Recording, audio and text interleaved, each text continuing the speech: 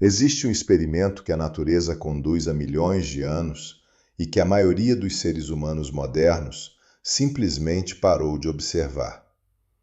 As cigarras periódicas, espécies encontradas no leste da América do Norte, passam a maior parte de suas vidas no subsolo. Algumas emergem a cada 13 anos, outras a cada 17. Não há relógio mecânico, não há calendário, não há sinal externo perceptível que determine o momento. E ainda assim, com uma precisão que envergonha qualquer instrumento que o ser humano já construiu, o ciclo se repete. O que isso significa? Que esses organismos estão em sincronização com algo que nós, com toda a nossa tecnologia, toda a nossa capacidade cognitiva, toda a nossa sofisticação, perdemos contato. Não porque sejamos inferiores às cigarras, mas porque, ao longo de milênios de vida urbana, de iluminação artificial, de ritmos impostos de fora para dentro, nos desconectamos de algo que ainda está presente em nós, mas que aprendemos a ignorar. Esse algo é o ritmo. Não o ritmo como metáfora poética, o ritmo como fenômeno físico real, biológico, verificável. A forma como o organismo humano responde a ciclos que o envolvem, que o constituem, que fazem parte do que ele é antes de qualquer escolha consciente sobre o que ser. Quero falar sobre isso hoje, não como espiritualidade vaga, como observação de algo que a ciência contemporânea está documentando com crescente precisão e que as tradições contemplativas descreveram por milênios, cada uma com seu vocabulário próprio, mas apontando para o mesmo fenômeno. O corpo humano não existe fora do tempo. Ele é, em grau significativo, uma estrutura temporal, um conjunto de ritmos aninhados uns dentro dos outros, cada um com sua frequência, cada um respondendo a ciclos que o envolvem. O ritmo cardíaco, o ritmo respiratório, o ciclo sono-vigília, o ciclo hormonal, os ritmos de temperatura corporal que oscilam ao longo do dia, os ritmos de cortisol e melatonina que regulam estados de alerta e repouso, os ciclos mensais nas mulheres, os ciclos sazonais que afetam humor, energia e metabolismo em toda a população, independentemente de reconhecê-los. Nenhum desses ritmos foi escolhido. Todos estão acontecendo. E a forma como o organismo funciona ou deixa de funcionar está profundamente relacionada com a coerência ou incoerência entre esses ritmos internos e os ciclos externos que os sincronizam. A cronobiologia, o campo científico que estuda os ritmos biológicos, documentou isso com uma precisão crescente. O relógio circadiano, o sistema interno que regula os ciclos de aproximadamente 24 horas, não é uma metáfora. É uma estrutura molecular presente em praticamente todas as células do organismo, que responde principalmente à luz e à escuridão, e que coordena uma quantidade impressionante de funções fisiológicas: produção hormonal, temperatura corporal, pressão arterial, função imunológica, metabolismo, humor, cognição. Quando esse sistema está sincronizado com os ciclos externos de luz e escuridão, o organismo funciona com uma eficiência que nenhuma intervenção farmacológica consegue replicar completamente.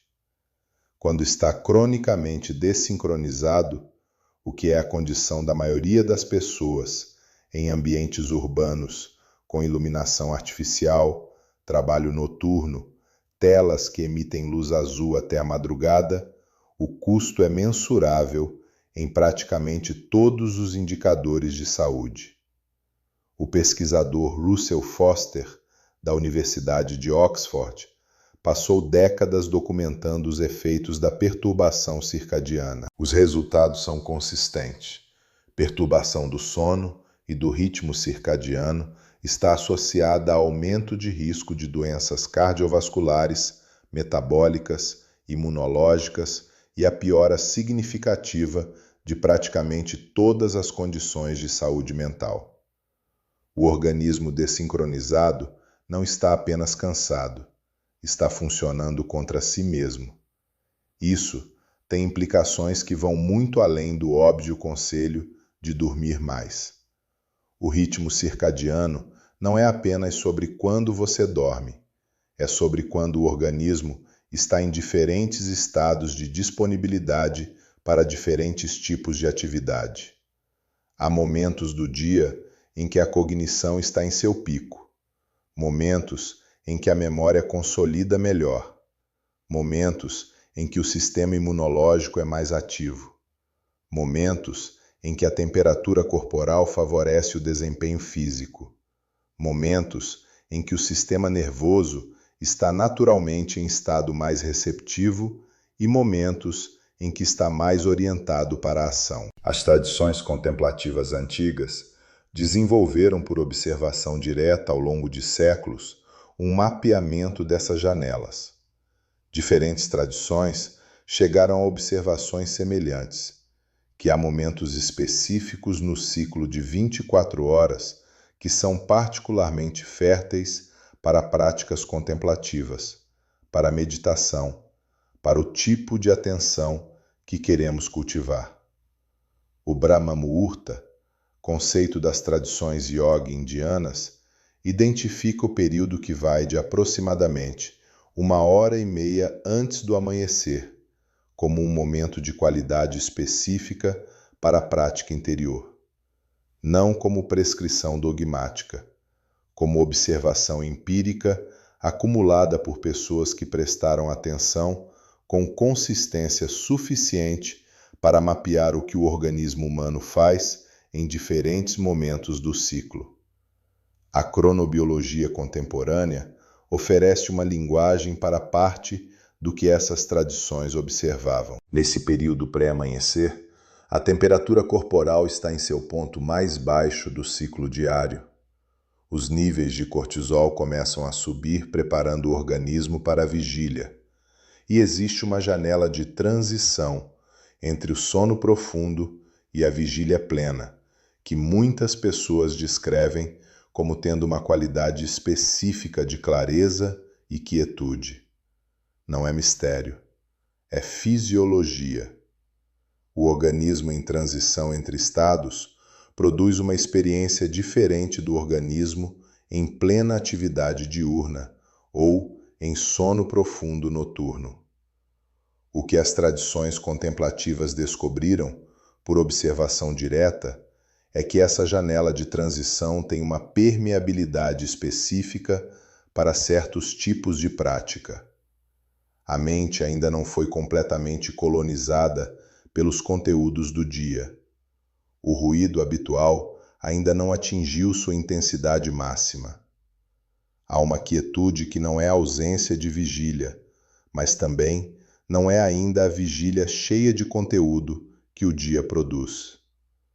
Isso conecta a algo que considero fundamental e que raramente é dito com clareza suficiente.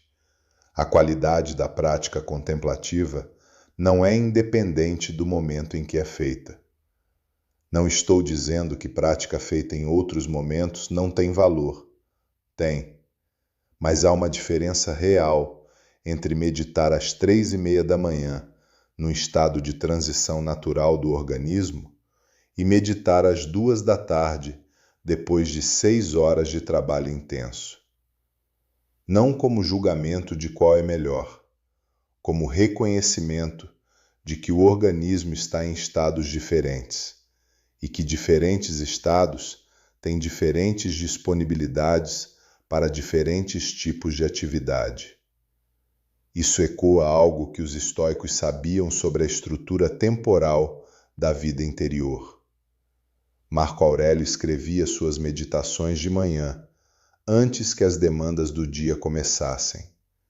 Não era superstição, era reconhecimento de que a mente, em certos momentos, tem uma clareza que não está disponível da mesma forma em outros momentos, e que essa clareza é um recurso que merece ser protegido e cultivado. Os beneditinos estruturavam o dia ao redor de 7 momentos de oração, o que chamavam de liturgia das horas. Essa estrutura não era apenas religiosa, era uma forma de organizar o tempo de modo que o ritmo da prática interior estivesse em correspondência com o ritmo natural do dia. A mente que ora às 3 da manhã não está no mesmo estado que ora ao meio-dia, e isso era reconhecido e incorporado na prática. O que se perdeu com a vida moderna não é apenas o hábito de acordar cedo, é a consciência de que o tempo não é homogêneo, que diferentes momentos têm diferentes qualidades, que o organismo não é uma máquina que funciona igualmente bem em qualquer horário, desde que seja alimentado com cafeína suficiente. Somos organismos temporais. Estamos dentro de ciclos que não criamos e que não podemos suspender. E a qualidade da nossa vida, incluindo a qualidade da nossa vida interior, é em parte determinada pela forma como nos relacionamos com esses ciclos. Aqui quero ser honesto sobre o que isso não significa. Não significa que você precisa acordar às 3:30 da manhã para ter uma prática contemplativa séria. Não significa que quem não tem acesso a esse horário, seja por razões de trabalho, de filhos pequenos, de saúde ou de qualquer outra circunstância, está em desvantagem espiritual. Significa que vale a pena prestar atenção ao ritmo, ao que o organismo faz naturalmente em diferentes momentos do dia. As janelas de clareza que existem para você, no seu contexto, no seu ciclo específico. Cada pessoa tem um cronótipo, uma orientação natural em relação ao ciclo circadiano. Algumas pessoas são genuinamente mais eficazes nas primeiras horas da manhã. Outras têm seu pico em outros momentos. A sabedoria está não em seguir um horário prescrito, mas em desenvolver a atenção para reconhecer quando o organismo está em seus momentos de maior disponibilidade para diferentes tipos de atividade. Isso requer algo que a vida contemporânea sistematicamente dificulta: silêncio suficiente para ouvir o que o próprio organismo está comunicando. A maioria das pessoas está tão habituada a impor ao organismo o ritmo do ambiente externo, de alarmes, de agendas, de demandas sociais, que perdeu a capacidade de reconhecer o ritmo interno. A relação se inverteu. Em vez de o ritmo interno orientar quando fazer o quê, o ritmo externo determina o que o organismo faz independentemente de seu estado. O custo dessa inversão não é apenas de produtividade, é de saúde, de qualidade de atenção, de capacidade de prática interior, de simplesmente habitar o próprio corpo de forma mais plena. Recuperar algum grau dessa sincronização não requer revolução de agenda, requer atenção. Prestar atenção ao que o organismo faz naturalmente por alguns dias, sem alarme, quando possível. Notar quando a clareza aparece espontaneamente, quando a energia está mais alta, quando a mente tem a qualidade de receptividade que favorece certos tipos de reflexão, quando o corpo pede repouso e o que acontece quando esse pedido é ignorado repetidamente. Isso é a forma mais acessível de começar a se reorientar em relação ao ritmo. A observação honesta, sem pressão de conclusão imediata. As cigarras não precisaram aprender a estar em sincronia com os ciclos da natureza. Nasceram com isso. Nós também nascemos com isso. A diferença é que aprendemos a ignorar. E o que foi aprendido pode ser desaprendido, ou mais precisamente, o que foi encoberto pode ser gradualmente redescoberto. Quero aprofundar aqui uma dimensão que raramente recebe atenção nas discussões sobre ritmo e práticas contemplativas: o papel do silêncio noturno como estado específico, distinto do silêncio diurno. A maioria das pessoas que pratica alguma forma de contemplação ou meditação faz isso em algum momento do dia, frequentemente de manhã, logo após acordar, às vezes à noite, antes de dormir. Isso tem valor real. Mas há uma qualidade específica no silêncio que existe nas horas mais profundas da noite e nas horas de transição antes do amanhecer, que é diferente de qualquer outro silêncio do ciclo de 24 horas. Não é apenas ausência de ruído externo, é um estado do organismo e do sistema nervoso que não está disponível da mesma forma em outros momentos. Durante as horas mais profundas do ciclo noturno, o sistema nervoso simpático, aquele associado ao alerta e à ação, está em seu nível de atividade mais baixo. O sistema parasimpático, associado à recuperação e ao repouso, domina. A temperatura corporal está em seu ponto mais baixo. A atividade metabólica está reduzida. Há uma quietude fisiológica que não é sono, mas também não é a vigília ativada do dia. Nesse estado, o que as tradições contemplativas chamam de ruído interno, o fluxo constante de pensamentos, planejamentos, preocupações, análises, está naturalmente em seu nível mais baixo. A mente não foi ainda colonizada pelos conteúdos do dia que está por vir. As preocupações do dia anterior não foram ainda reativadas pelo contato com o mundo. Há uma janela de quietude que é, nesse sentido, genuinamente diferente de qualquer outro momento. Monges e praticantes contemplativos de tradições diversas, do budismo tibetano ao catolicismo monástico, do sufismo ao yoga indiano, convergiram independentemente para práticas que usam essa janela específica. Não porque seguiram o mesmo manual, mas porque observaram o que o organismo faz nesse momento e reconheceram sua qualidade específica. O canto gregoriano das matinas nas catedrais medievais acontecia precisamente nessa janela, antes do amanhecer. O zazen noturno nos mosteiros zen tem uma qualidade específica que os praticantes de longa data descrevem como diferente da meditação diurna. O tahajjud islâmico, a oração voluntária nas horas de madrugada, é considerado das práticas mais profundas precisamente por sua localização temporal. Não estou propondo que você acorde às 3 da manhã toda noite. Estou descrevendo o que a observação acumulada de tradições diversas ao longo de milênios e o que a cronobiologia contemporânea ao longo de décadas convergem em apontar: que esse momento tem uma qualidade específica que vale a pena conhecer, pelo menos ocasionalmente, para ter acesso experiencial ao que está sendo descrito. A experiência direta de acordar naturalmente nessa janela, sem alarme, e sentar em quietude por alguns minutos, é diferente de qualquer descrição que eu possa fazer. Não como revelação mística, como encontro com uma dimensão do próprio organismo que a vida cotidiana normalmente não deixa acessar. Há também algo sobre o papel dos crepúsculos, os 20 minutos ao redor do amanhecer e do entardecer, que merece menção. Esses momentos de transição entre estados de luz também foram reconhecidos por tradições diversas como tendo qualidade específica para a prática.